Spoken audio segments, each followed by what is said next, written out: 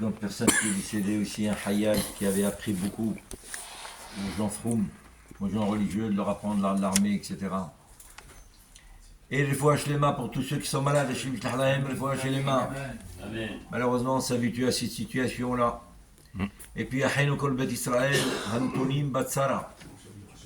عمدي من أيام بين البكشا أما كم يرحم عليهم يتسيلهم يسار الرحى وميافيها لأورا يعبد يقول لا اشتبع قلم المال كريم ومار Amen. Alors justement aujourd'hui nous apprenons la halakha suivante. Mes parents ne sont plus là. Ils ne font pas partie de, sont plus dans ce monde-là. Est-ce que j'ai l'obligation de les honorer ou pas?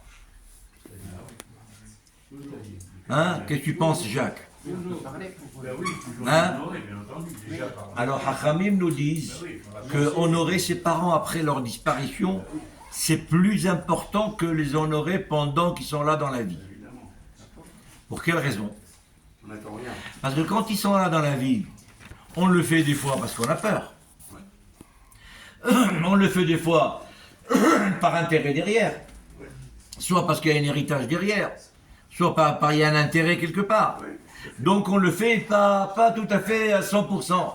Mais lorsqu'ils ne sont plus là, ce qu'on fait, c'est les Shem Shamaim à 100%. Comme ça nous dit le Ramban. Ça c'est la version du Ramban, il écrit dans son livre. Alors nous dit le Zohar, mais comment doit-on honorer les parents après leur disparition?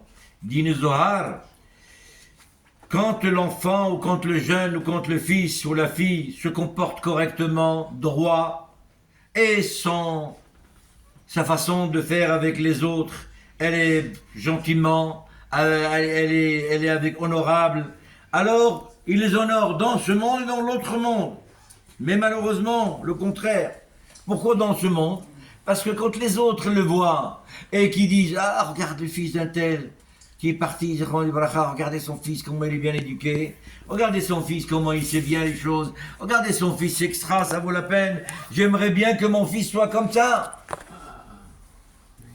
On se dit ça dans la tête. Alors donc, on a honoré les parents. Et lorsqu'Akadosh Baruch Hu, dans l'autre monde, il le voit, et il dit, regardez comment il honore son fils, regardez le fils, regardez comment il honore son père. Ou le contraire, Hasvi Shalom, quand il le fait honte.